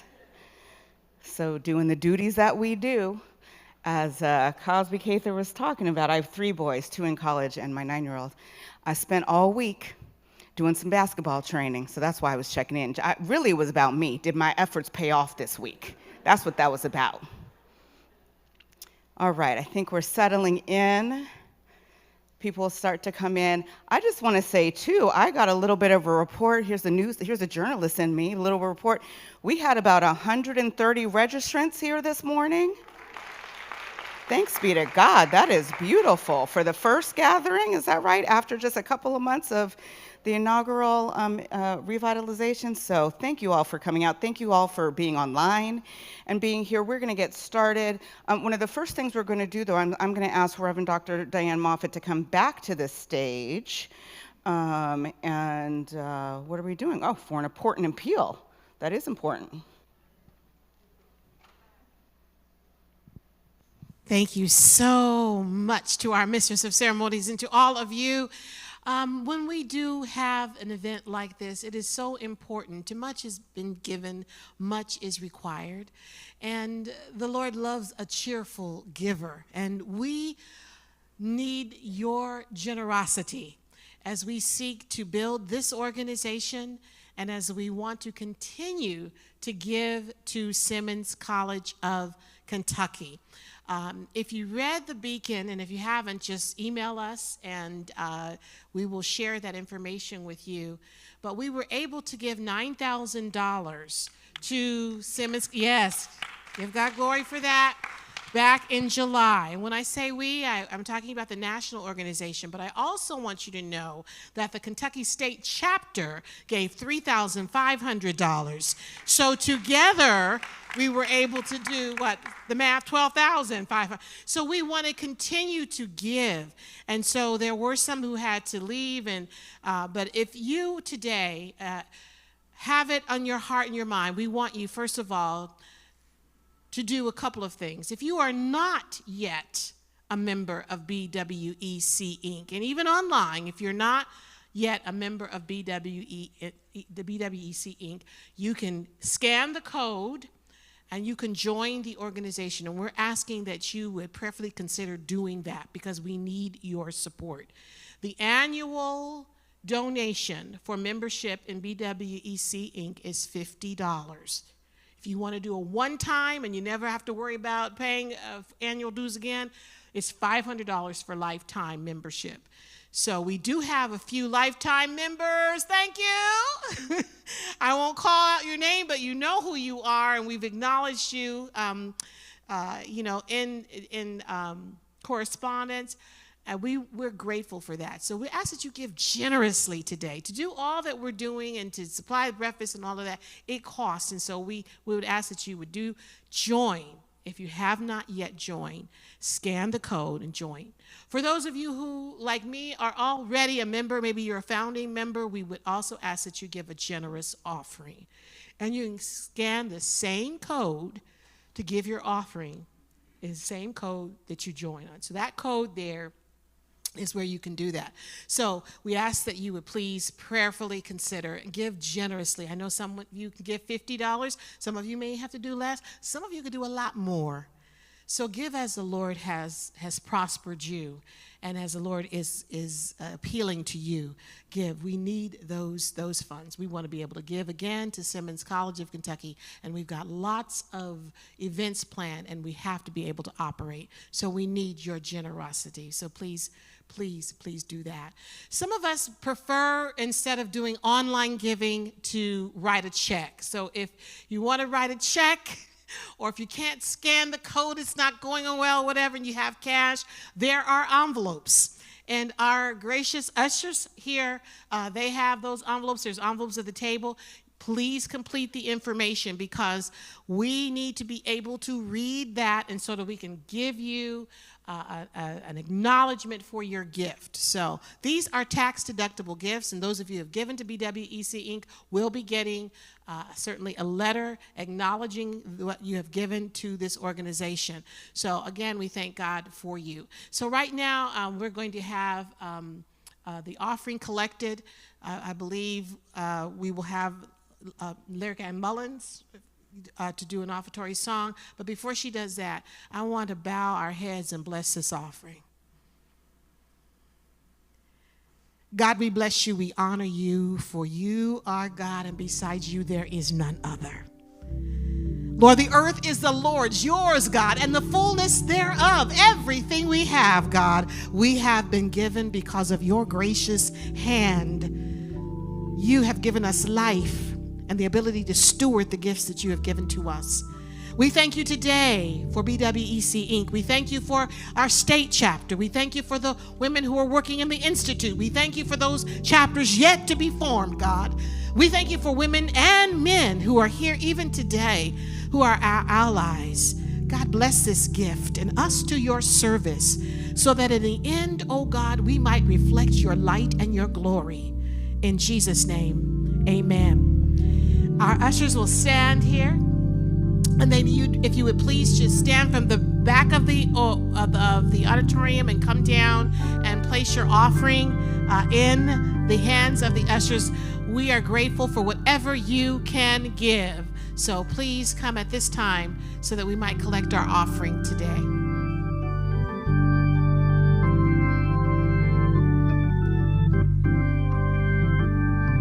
Even if you're giving online, just come down and bless the basket. Just bless it. Let the glory of the Lord rise among us. Let the glory of the Lord rise among us. Let the praises of our King rise among us. Let it rise. Let the glory of the Lord rise among us. Let the glory of the Lord rise among us. Let the praises of our King rise among us. Let it rise. And we sing, oh, oh, oh. Let it rise.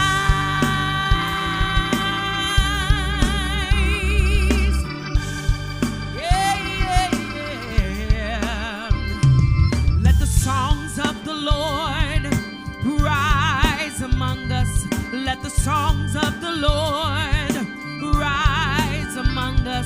Let the praises of our King rise among us. Let it rise. Let the glory of the Lord rise among us.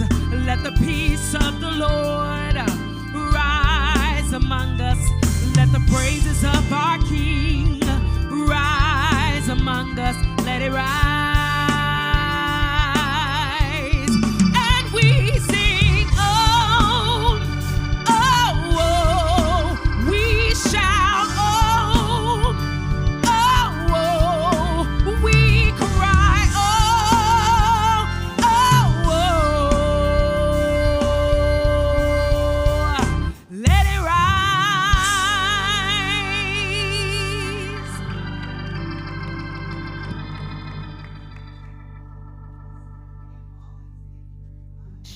So we have come to a portion of our day and our event today where we have 5 very dynamic speakers here with us today who will share their experience of collaboration and collective impact to bring about love and justice needed in our communities for such a time like this.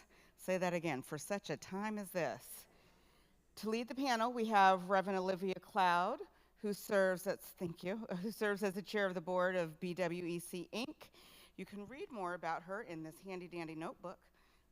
The QR code is there, but I am going to give you a little bit of information. Actively engaged in the ministry of Christian and inspirational publishing since 1987.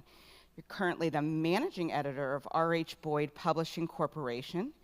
In this role, she is primarily responsible for oversight of the day-to-day curriculum development and book publishing. Additionally, she serves as the editorial consultant to the National Council of the Churches of Christ in the USA, and as a communications consultant to Simmons College of Kentucky, the nation's 107th HBCU, coming soon, as we heard today. She's in total, she has in her portfolio a total of 10 books and has made contributions to several nationally and internationally distributed works. She now serves as the chair of BWEC Inc. and will facilitate this panel and moderate our discussion today. Again, as well, at the end of it, we will have a Q&A, so I think there's cards out there. If you're listening, take your notes, and online as well. Welcome, thank you all. Am I? Okay, I'm on. Thank you. I'm gonna ask each of our panelists to just give their name and just tell what you do and kind of help us get a perspective of why we invited you to be on this panel, other than we have a beautiful assembly of women up here this morning. Okay, I'll start from my far right. Hello, everyone. My name is Shannon Davis. I am often known as Coach Shine. I am a certified and licensed whole life coach, trauma informed. I am here today. This is like a full circle moment for me, being at the Baptist Women's Educational Convention. I was, as a child, a part of the Baptist Women's Missionary Convention. So this is the full circle moment for me, and I'm just elated to be here, ready to answer your questions that you have, or on this panel of beautiful ladies about collaboration and impact. Thank you. Wonderful. I am Dr. Natasha D. Jarnett. I'm an assistant professor in environmental medicine at University of Louisville in the Christina Lee Brown Envirom Institute. And there I lead community engagement activities among research that also includes climate change and health and environmental health disparities. I also teach at the George Washington University School of Public Health in the online Master of Public Health program. And most recently, I was Deputy Director for Environmental Justice, Data, and Evaluation at the White House Council on Environmental Quality in the Biden-Harris administration. Yes. Thank you. So together we advance our nation's most ambitious environmental justice agenda, and I think that's what connects me and grounds me very closely to partnerships and collaborative efforts. So looking forward to share today, and so grateful to be here. Thank you so much to Dr. Moffitt. Thank you to Reverend Cloud. Thank you to BWEC Inc. And just, I can't believe I am sitting on a panel among all these amazing women here today. Good morning. My name is Shan Kemper. I am Deputy Mayor for Law and Compliance for Mayor Greenberg. I'm also Deputy General Counsel, and I serve as the community facilitator for the Community Safety Commission, and also as Executive Director of the Equity in Contracting and Procurement Task Force. And I think that I am here hopefully to speak to the administration's efforts to increase and encourage community. And also I serve as HBCU liaison for Simmons College. Good morning, y'all. I am former State Representative Attica Scott, and I am so glad to be here with you. I bring you greetings on behalf of my pastor, the Reverend Dr. Derek L. Miles, and the Greater Friendship Baptist Church. It's wonderful to be here with you, Sean, because you were like one of the biggest supporters of legislation that I was trying to get passed in our state capitol, whether it was the Crown Act to ban discrimination against our natural hair, or whether it was legislation to expand the teaching of Black and Indigenous history across Kentucky, or whether it was to declare racism a public health crisis in our Commonwealth. It's so important, thank you so much, to be here with someone I actually have collaborated with. So thank y'all so much. Good morning, everyone. My name is Tara Bobo, and I am a junior applied mathematics major at Simmons College of Kentucky. And I also serve as the 8th Miss Simmons College of Kentucky. And I'm also captain of the cheer team, so please excuse me if my voice is a little raspy. We just had our first game. And I'm also the Simmons representative for the BWEC. Wonderful, and thank you, ladies, again for agreeing to serve on our panel this morning. One of the things that strikes me about the times we're in, and I link them to when BWC was first formed. Why do you think a collective effort is so important, especially when systems are seeming to be stacked up against us? And so, you know, I look at BWC as probably one of the greatest examples we have of collaborative impact. But today, and looking at the systems that were against them, looking at the systems that appear to be coming at us today, when we thought we were well past that, and I think that's the kind of shocking part about it, that we've had to, like, no, we're back to that. So if you would share a little bit, and as we go, don't feel like you have to respond to everything, but as you feel led to, how can we have collaborative impact today, or collective impact through our collaborative efforts, given so many things appear to be coming against us? So anybody that wants to respond? I can start. I think it's twofold. I think on a personal and visceral level, I'll be completely frank with you. Last night, my daughter was up. She decided to run amok. She's 6. We were up till 2 o'clock in the morning. She got up at 6 o'clock anyway. I had to be here to take her on panel. I was tired. I was like, I'm not super enthusiastic and as energetic as I would like to be. And I'm going to tell you right now, sitting in this room is filling up my cup again. And so, and I truly mean that. And I think so. I think it's on a personal level, that collective, that feeling and engagement you get when you're in the room with like-minded people, or even people that you're not, like people who are still committed to a cause and to changing the way things are. And then I think on a policy level, you know, it's okay to admit that you may not have the right way forward. You may not know what to do next. I was fortunate enough, I don't know if anyone else did, Stacey Abrams there was a Zoom call, I think it was maybe 2 months ago, and it was Stacey Abrams and Kamala Harris and it was, I think, maybe 200,000 Black women from all over the country. And I sat in on it, and I was feeling a little bit down about where we are politically, and I walked away thinking, you know what, we have a plan. We may not have put it in action yet, but we have a plan. There's a way forward, and it was because I was in the room with people who had done this before, or who had not given up, or who had not changed their minds about where we could be. And it was so, I think it fills you up emotionally, but it also helps you put a way forward. And so I just really appreciate that. Oh, wonderful, wonderful. I appreciate that as well. And to that, I'll add that the times that we're in, that you point out, that we're all feeling and we're all living, that weighs heavy on many of us much of the time, it requires collaborative impact for safety. It requires collaborative strategizing for a bigger impact. Any one of us can make a difference. So don't hear me say that any one of us cannot make a difference, but when we come together, we're even stronger.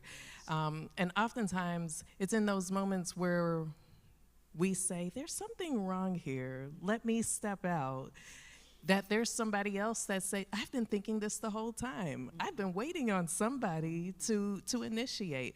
And so when I think about environmental justice, I think about, first, there are so many women that have moved the environmental justice movement here locally and nationally as well, but each of them said, there's something wrong. In Harlem, New York, Peggy Shepard said, why are all the bus depots in Manhattan? Why are all the bus depots in Harlem in particular? Came together with others, connected that to the health impacts, but it took the collaboration to bring everybody's different areas of expertise to affect change, and they were able to affect change.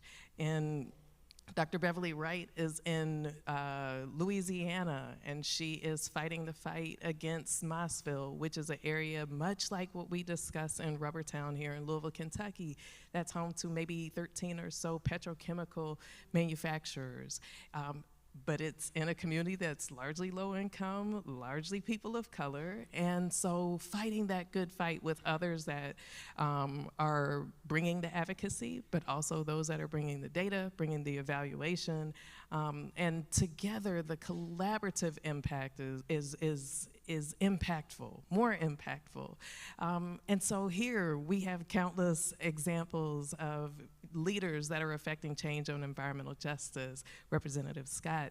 We have Arnita Gadsden with the West Jefferson County Community Task Force. We have Ebony Cochran with REACT.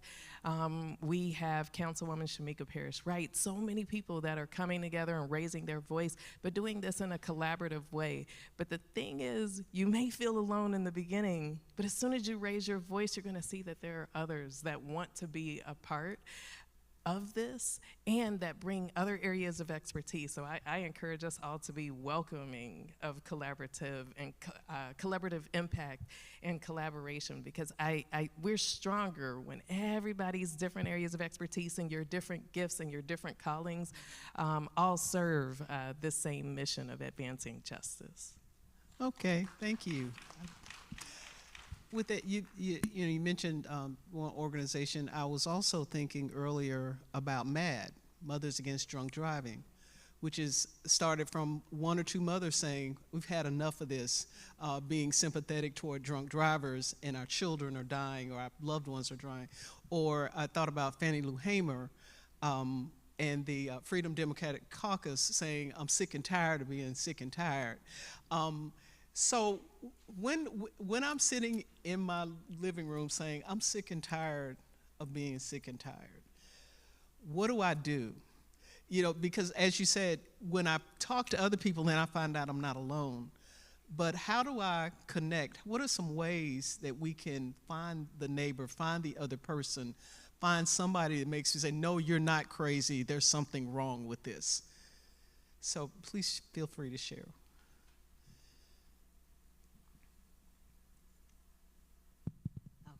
Thank you for that question. And then I realized at some point I don't have to use my outside voice. So a few things. One, there are so many organizations, y'all, in Louisville doing good and amazing work. So I would encourage you, regardless of what your issue is, we know environmental justice, we know reproductive justice, we know police accountability. There are groups that are working on probably everything that you can imagine that you might want to be a part of. So I would encourage you to do some research to find out what those organizations and groups are. I love going over to ElderServe in the Russell neighborhood because I get to share with seniors, with our sassy, sexy seniors, as they call themselves, about policy and advocacy and how we need them and their voices at the local, state, and federal level. So we're continuing to activate our seniors, and then talking to young folks about advocacy and policy, and the pleasure and joy I get from being able to go into our schools and encourage young people, contact your elected official. And then I will tell you, when I served in office, elected officials would often say, Rep. Scott, you must have been talking to students because I got a stack of letters in the mail. And I'm like, yes, exactly, because they need to know they have that power. So I say to folks all the time, there is something for you to do, a way for you to get involved. I know during the 2020 protests, everybody couldn't come out. So when I would speak at churches, I would say, well, send us some water. You can't come out, but you can certainly send us some water because it's hot out there, right? We were there in the middle of the summer, and people would do that. So we had congregations that were literally taking collections of water to bring down to us. So I do believe there's something that everyone can do. You just got to figure out what that is, because you have something to offer. I think within my generation, we use social media a lot. And especially like within my institution, everything gets put on social media, whether it's something's wrong with the bathroom, there's no toilet paper. But I think social media has become such a great tool for us as young people, because it's not all the time that we want to speak up and say something because we're afraid of what somebody else is going to say, or that we're alone in this. But like, there's options like anonymous posts, or being able to say, hey, I'm going through this. Is there anybody that can help me, or is there anybody that can point me in the right direction? We have this app called Fizz, where people will post stuff like, hey, there's an issue here, I'm not sure how to go about this. And then people will respond anonymously, like helping them. And then also, I remember my freshman year, we had a town hall meeting that was hosted by our Student Government Association, where all the students came together and we expressed our concerns as a student body. And this is how we got things done, by coming together as a younger group of people, being able to say, hey, I'm going through this, I'm not sure if anybody else is experiencing this, but this is what I'm experiencing, and something needs to be done about it. Thank you. And actually, social media was one of my questions that I wanted to ask about. So go ahead. Yes, I'd love to hop in on this as well. And the social media question, I think, is an important one, and I appreciate raising that point, because we got to think about all the ways that we connect. I want to add on this, how do you fill a gap or see a gap or meet a need? And I think there's a couple different ways you can think about it. One, are you already at a table? Are you already in leadership? I think then we should look around the table and see who's missing, what voice is missing. Oftentimes, as women of color, we might look around the table and we're the only person that's at that table, and we're expected to represent all of the voices of people of color, and we can't do that. And so see who's missing. Who else needs to be added into this conversation? What expertise is missing? What voice is missing? I used to feel like I needed to be the voice for everybody. I'm not the voice for everybody. I don't have the expertise of everyone. So humble ourselves and see who's missing. Now, if we are not at the table, let's get to the table. Is it Shirley Chisholm that said, if we're not at the table, make a seat at the table. If there's not a seat at the table, bring a folding chair. So let us bring our folding chairs to the table. So doing the research to find out who's out there doing the things, and where we need to get into those spaces. And then when we do the research and we find out that it does not currently exist, let's be the change. Let's be the change that the world needs. Again, if you raise your voice, other people are gonna say, I was thinking the same thing. I wanna help, I wanna support. Thank you. Thank you. Thank you. And before I get back to the social media thing, you raised another point about diversity in building collaborative works. How important is diversity, and not just thinking race, gender, culture, diversity of political ideology, just of temperaments, how important is diversity in capacity building in terms of a collaborative effort? I think it's of critical importance. Otherwise, we're talking in a vacuum. We're just talking to ourselves. But it is when there's a diversity of thought and a diversity of experiences that come together that actually will lead us to our greatest outcomes. So we need to create space for that. I've been in spaces where they say, oh, we want more diversity, come to the table, but really don't necessarily want that. They want assimilation and to check a box. So we also need to assess that the spaces that we create or the spaces that we step into meaningfully want to embrace diversity. And if that is not the case, then we need to correctly evaluate if that's a space for us or we're able to affect change. So, as I'm the executive director of the Equity and Procurement Task Force, and what that is a task force that was started in, I think, right after the civil protests in Louisville. And it was started by Tony Parrott from MSD and John Crockett from LG&E. She works for MSD, and Tony Parrott deserves his flowers. And the part of that was, what can we do to get people who aren't at the table to the table in terms of contracting? And as you know, under the current administration, some of the things that we've done traditionally in terms of diversity, equity, inclusion, we have to be a lot more careful about it. There's a lot more punitive, there are a lot more concerns about if you do this, the federal government will remove funding. I'm gonna give Mayor Greenberg his flowers here because a lot of cities, including in Kentucky, unfortunately, have done things like close their Office of Equity, shut down a lot of programs. There is no comparable program like equity and contracting procurement in Lexington and other cities. But I think what really is important and what has happened for me in this time period is understanding how important diversity is. You may not be able to use the word diversity anymore. That's okay, use the word local. That's okay. And not as a cover, but truly when you say we are helping local communities. We want our demographics in our government, we want our demographics in the people that we are around to look like the community that we live in. And so we focus on that. And that's not saying to change who you work with or engage, but truly if you are going to say that diversity is a strength, and I think we can agree that diversity is a strength, even in this time, in this current administration, in this current time period, we can still hold to that. And I've had to do it, and not just because Mayor Greenberg has tasked that to me, but as a woman of color who knows that we belong here. And as you said, Shirley Chisholm, who knows that we belong at the table. Thank you. I just want to add to that our rural communities have been having to do this for decades. That's a good point. Having to be very thoughtful and mindful about the language they use. So most of our rural communities have probably not used diversity, equity, and inclusion, but have still been doing the work of diversity, equity, and inclusion. So I really think that when we talk about diversity, we need to look at geographic as well, because we can learn from our folks in Appalachia. Because I mean, that's where a lot of protests in Kentucky started with coal miners. So I think that diversity has to be expansive.